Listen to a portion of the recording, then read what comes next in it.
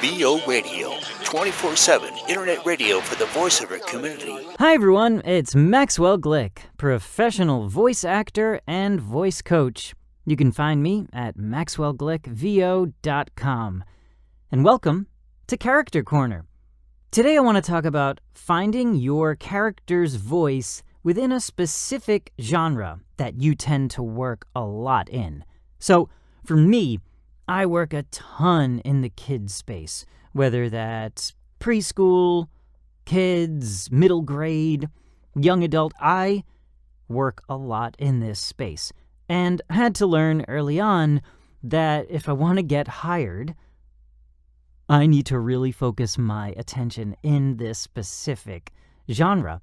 And I talked about how finding your niche in this industry is so important. I discussed that previously with you all. And when you find the niche that you tend to work in the most, you should learn everything about that and focus a ton of your energies there. So for me, it's always been in the kid space. Now, I have a few recurring characters that I do in the kid space. And in that kid space, you've got this real bright energy that tends to happen a lot.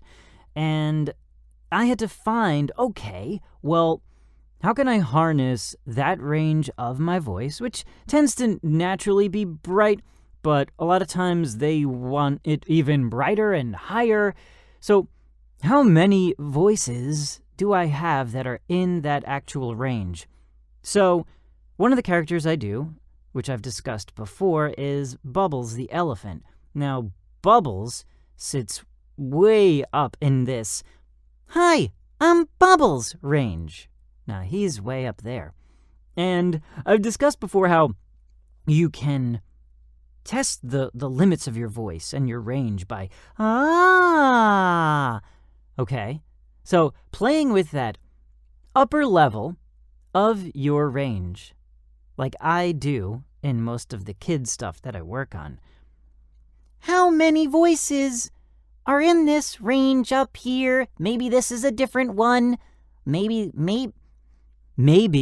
all you need to do is put some nasal tones on it. So let's take my own voice, which tends to be bright and a little higher, and just make it a little nasal. Doesn't this provide a character in itself right there? Now, it's still in my actual speaking range, but I just made it a little nasal. Now, what if I took it up a little higher and put it in this range? What does that do? Does that do something to it? I think it does. So now, in that last 30 seconds, I think I had 3 different characters you could use. We had this guy up here, no nasal tones at all. Then we had this guy over here, which is basically my voice with just some nasal. And then we had this guy up here, which, what did I do? I put a little raspy quality on it. So what I've done here, 3 different characters that I can just pull from when it comes to working in the kid space. And it's important that you figure out where your voice can go in the genre you work in the most. Because hopefully, and I hope this is the case for you, you get hired to have a recurring role like I do with Bubbles. And I have another one that I do in another kid's show. And so they gotta sound different. You can't have a kid watching one thing and saying, "Hey, that's Bubbles." And then he's watching another thing, which is a fox, and he's like, "Wait, that's Bubbles." You see what I'm saying? So don't ever repeat that same voice that you've used on a recurring character, okay?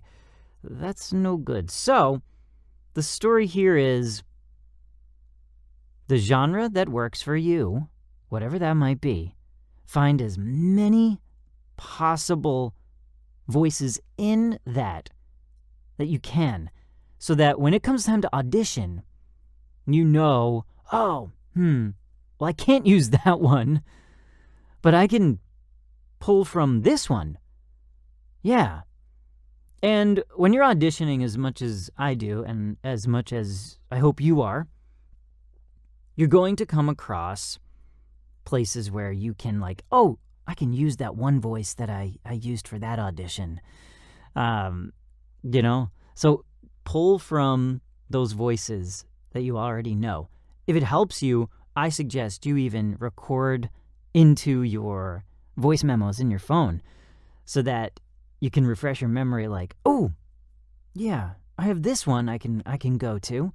And I think it's a really fun thing, really fun exercise as a voice actor to do, is just take a passage of something and do it in those specific genre voices that you kind of pull from.